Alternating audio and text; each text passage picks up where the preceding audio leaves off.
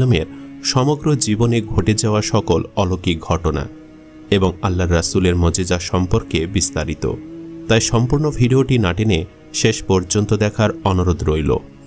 শেষ নবী মুহাম্মদ রাসূলুল্লাহ সাল্লাল্লাহু আলাইহি ওয়াসাল্লাম পৃথিবীর জন্য রহমত হিসেবে এসেছেন।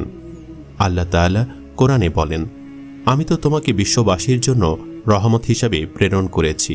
সূরা আল আম্বিয়া আয়াত নম্বর 107। বাকি সকল নবীগণের মতো আমাদের নবীরও বেশ কিছু মুজিজা রয়েছে এবং তাকে ঘিরে আছে অনেক অলৌকিক ঘটনা।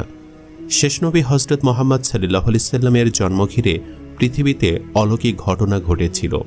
সর্বশেষ ও সর্বশ্রেষ্ঠ নবী হযরত মুহাম্মদ মুস্তাফা সাল্লাল্লাহু আলাইহি ওয়াসাল্লামের জন্মের মাস রবিউল আওয়াল 570 খ্রিস্টাব্দের এই মাসে তিনি পৃথিবীতে আগমন করেন।